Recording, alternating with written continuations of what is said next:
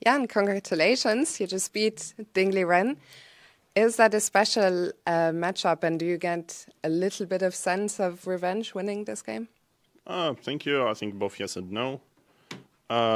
First of all, I'd like to mention that I guess from the beginning of the game, I was looking at him. He seemed to be visibly unwell. So there is not so much to be proud of.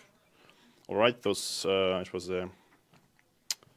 let's say a fine idea, like this G4 and stuff, and I guess I checked the line until the D4, like CD4, and somehow engine suggests knight D4 as a better choice than e takes D4. But e takes D4 is very playable as well. And I guess Rook A8 is a move which is hard to understand for me, just basically giving me a free hand. I think he should have gone for something like Queen F4. Would be a close game, but yeah. And in the end, probably I had so many ways to convert it, and I'm not sure I chose the correct one, because I think he could try to sacrifice a piece for 2 pawns, and because only knights left, it would be always like a miracle of a draw. Something like Queen D5, perhaps, instead of Queen E6. So Queen D5, Rook D5, Rook G5, Knight F4, Knight F6, King F8, Knight D5, Knight H3, King F1, Knight G5, Knight G5, Knight E5. And here, okay, should be winning. Maybe I can play just King E2, but I wasn't sure because, okay, obviously I could have won a lot more clean, but yeah, whatever. You mentioned that he didn't look well to you.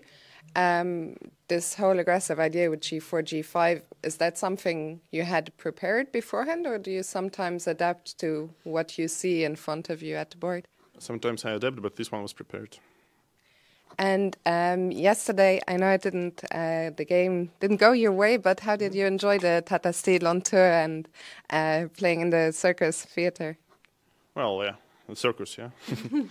With some circus. Actually, it was a very fine game from the E, and he played really a remarkable one. I wouldn't say his choices were too difficult to find, but yeah, I guess the crucial moment was then. First of all, I played Rook A8 instead of H5, so I didn't understand that his main idea was to play F3. Otherwise, I'm fine.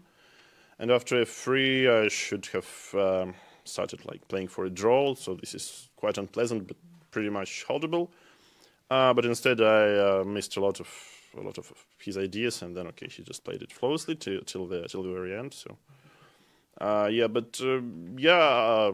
the playing venue was very nice. So it was nice to see some audience. You have played, of course, in a lot of different places all over the world. Does it matter to you, the surroundings of where you're playing, or only the boards matter?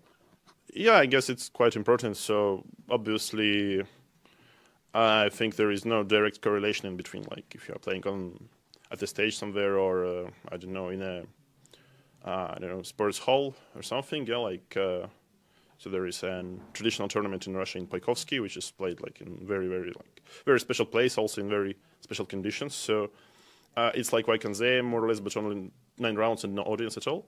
One of my favorite tournaments was, I think back then it was called World Blitz Championship, which was in Moscow, and it was at the Red Square, with a massive audience surrounding all the players. So it was completely free for audience to go and navigate in between the tables. So it was sort of I think ideal tournament for the audience. But yeah, so now it's more different. Now it's more difficult. Yeah, I understand. That's true.